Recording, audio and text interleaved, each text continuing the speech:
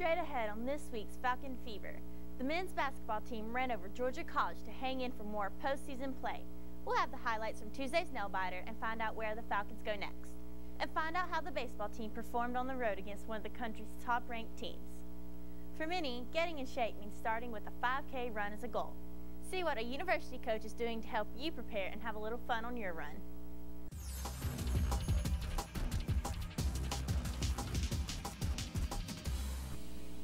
Welcome to this week's Falcon Fever. I'm Mandy Hawkins. Let's start off with Tuesday night's big win over Georgia College at home, which advances the men's basketball team in the postseason tournament. Last night, the men took home a victory at 74-68. The Falcons had a wonderful free throw performance, hitting 24 of 26 and sending them into a second half with a 34-32 lead. Junior Antoine Davis led for the team. He had his first double-double of the season with 17 points and 10 rebounds, adding a team-high 3 assists and 3 steals. Sophomore Jonas Brown and junior Javon Jackson led from the free throw line with 24 points. Brown scored 12 points and a perfect 6 for 6 from the free throw line, while Jackson scored 12 with a 5 of 6 from the floor. The guys will now head to Aiken, South Carolina this Saturday at 5 to face off against the Augusta State University. The Jaguars are the #1 seed in the East Division, and it will be a solid matchup in the second round of the Peach Belt Conference Tournament. Let's take a look back at how the men made it to the tournament in the past week. February 23rd was senior night for the University of Montevallo basketball team, and they played host to Georgia College at Bank Trust Arena. The game began as a back-and-forth affair as the Falcons and Bobcats traded baskets for the first 10 minutes of the game. But the Falcons managed to take the lead going into the half 38-34. Montevallo came storming out of the locker rooms on a 14-4 run and held on to this double-digit lead for most of the second half. The Bobcats cut the lead to 9 at one point, but were unable to get any closer as Montevallo hit key free throws down the stretch to close out the 76-66 victory. Ronald Sievert's guard, one of the seniors honored before tip-off, finishing with a double-double, scoring 10 points and grabbing a season-high 14 rebounds. Sophomore Jonas Brown led the Falcons with 18 points, all of which came by way of three-pointers, and overall, shot an incredible 57% from beyond the arc. 3 days later, on February 26th, the Falcons hit the road for a very important game against Columbus State. The final game of the regular season would have major implications on the Falcons' seeding in the Peach Belt Conference Tournament.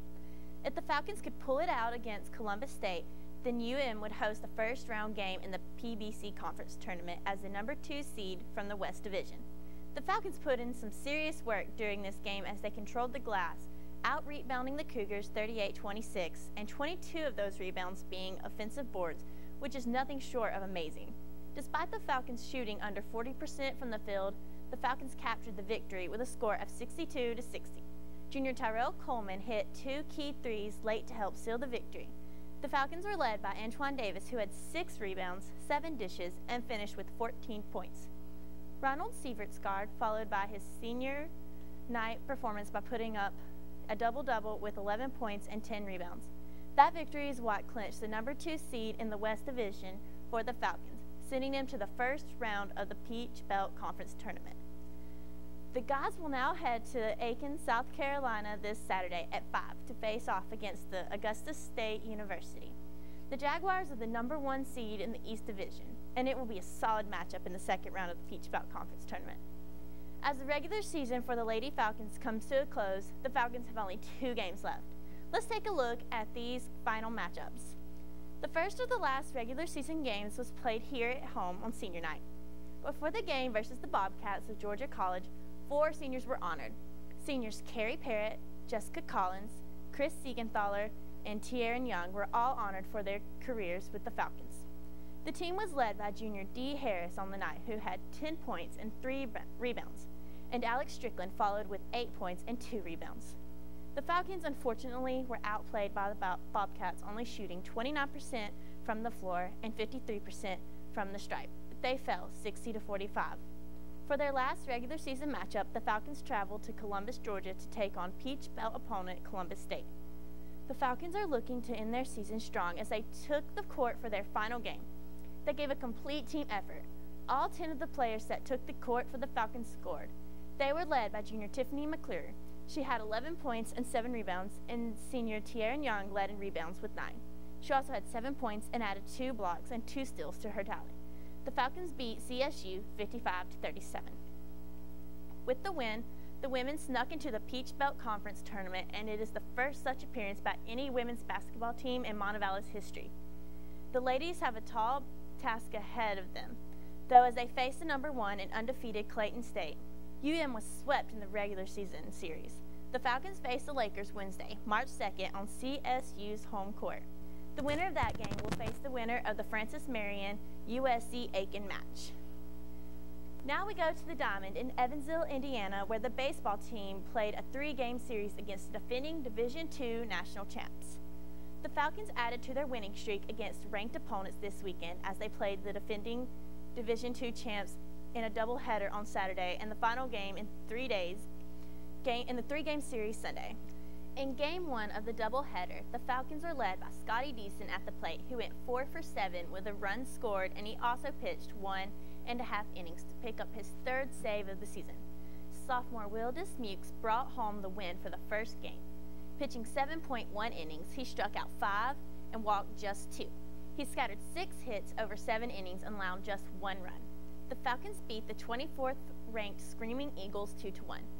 The Falcons took home another win in their 2nd game of the doubleheader Saturday.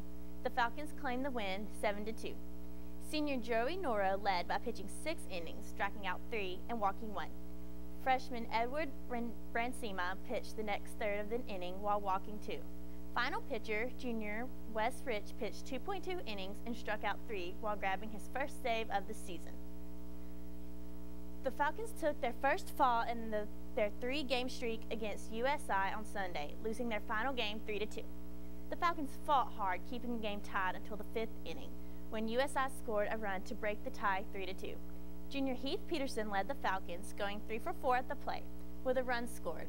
Blaine Rosenberg scored the other Falcon run while going 1 for 3, and Josh Headley had the only RBI for UM. Wes Rich gave up an earned run in just a third of an inning and picked up the loss. Freshman Alex Guilford got the no-decision pitching 8.0 innings, striking out 7 and walking 1. The Falcons start off the month of March here at home, hosting Stillman College and on the 2nd and playing in a conference 3-game series against Georgia Southwestern, starting on the 4th and ending with a doubleheader on the 5th. On Monday, the men traveled to Birmingham to participate in the Ann Rhodes Golf Invitational. Our own Falcon Fever correspondent, Casey Beasley, sat down with 2 of our UM golf players to see how the season is shaping up. Well, I'm really looking forward to conference. You know, it's in Savannah. That's going to be probably our last tournament of the year, unless we do well, and then we'll make it to nationals. But yeah, I'm just really looking forward to that. You know, getting the experience and everything. You know, we could really take it deep. You know, do good, and we could you know, hopefully come out with a win. I'm excited to go to conference as a freshman. You know, hopefully I make the team, and you know, hopefully we'll perform up to our standards that we know how to play. I'm looking forward to 3 more years here, hopefully, and just see what happens, you know.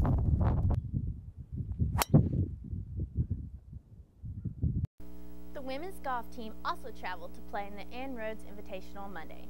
Emily Gibson started 2011 outright by taking first place in the Ann Rhodes Invitational for the 2nd straight year. The women finished 4th place overall out of 10 teams and were only 3 strokes behind 3rd place finisher University of Indianapolis. Gibson finished with a 2-round score of 151 and was 5 strokes ahead of her closest competitor. The men have a break until their next tournament on March 14th. But the women's golf team travels to Winter Spring, Florida for their next tournament. That's the 36th Annual Peggy Kirk Bell Invitational on March 8th. Tune to Falcon Fever next week for all the stats.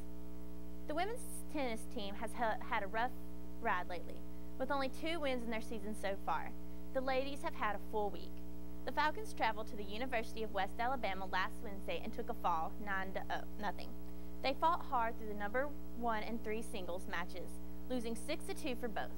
In the number 1 and 2 doubles matches, UM fell 8-4 for both. Junior Helene Nordgreen and freshman Kayla Hackett claimed the most game victories. UM was able to bounce back against Central Alabama Community College, winning 5-3. Callie Robinson and Cody Bobo were 2 of the Falcons who won their singles match. Robinson won her match 7-6 and 7-5, while Bobo won 6-3 and 6-2. On the doubles side, last week's Falcon Fever Players of the Week, Helena Nordgreen and Callie Robinson cruised in their match 8-1. The Falcons came up just short in the contest versus Fort Valley State, losing 5 matches to 4. Callie Robinson didn't lose all day. After cruising through her first set 6-0, in her second set she put the brakes on her opponent and won the match. Then she doubled with Helena Nordgreen and won that match 8-3. Amy McGukin had a good day as well, winning her singles match 6-2 in each set. The Falcons traveled to North Georgia College and State on Saturday, February 26th to face the Saints. Unfortunately for the Falcons, the Saints were on their game and took every match. The Falcons fell to the Saints 9-0. Amy McGukin was narrowly defeated in her first match, but North Georgia took the second without a problem. On Sunday, February 27th, the women traveled to take on PBC opponent Lander University. The Falcons were swept by the Bearcats 9-0. Lander swept the board, winning every match against the women's tennis team. Montevallo moves to 2-7 overall and 0-2 within the PBC. The women's tennis team is hoping to improve their record by staying busy in March with 3 matches at the beginning of the month. On March 5th, the Falcons host PBC opponent USC Aiken. On the 6th, they host PBC opponent Augusta State. And on March 8th, they host BYU Hawaii. Be sure to come out and support your Falcons. Our Falcon Fever Player of the Week is senior R.J. Sievertsgaard out of the East Moline, Illinois. The senior has come up big in the Falcons' last 2 games and helped lead his team to 2 huge victories as the regular season came to a close. He logged a double-double in both. On the year, he averages nearly 7 points and 6 rebounds a game, but the last 2 performances solidified him as the Player of the Week. Want to work on your New Year's resolution that you abandoned weeks ago? Falcon Fever's Rita Wright shows you how to get involved with a good cause and get fit at the same time. You may have abandoned that resolution to get in shape just a few weeks or even days after New Year's Day, but you can get a do-over. One way is to get motivated by joining the University of Montevallo's Run for Research. To encourage students as well as faculty to be more physically active and to try to live out that idea of a liberal arts education, of a sound mind and a sound body. Each year, students, faculty, and staff are encouraged to participate in the 3-mile run that brings attention to the undergraduate research program.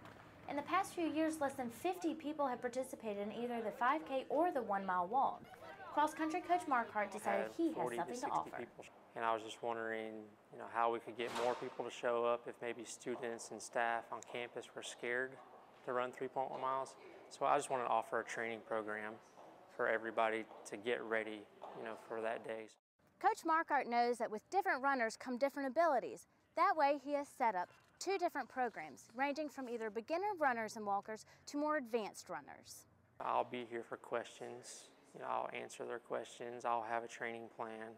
So they don't even have to think about it. They can just look at the paper and go out and run. Dr. Ruth Truss decided that with a personalized program, she could step up her walk in this year's run.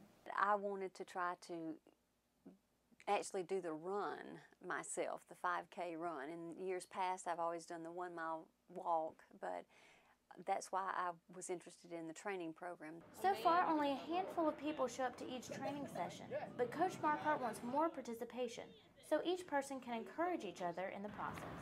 For Falcon Weekly, I'm Rita Wright reporting. If you'd like to participate in the training program, there is no fee, and groups meet on Mondays at 3:30, Thursdays at noon, and Fridays at 2:30. Well, looks like that's all the sports we've got for you this week. Tune in next week for all your Falcon Fever coverage. If you've got any pictures of Montevallo sports on the road, send them to umfalconfever@gmail.com. You might see them next week. And don't forget, you can always check out any past Falcon Fever episodes on the Montevallo For You channel on YouTube.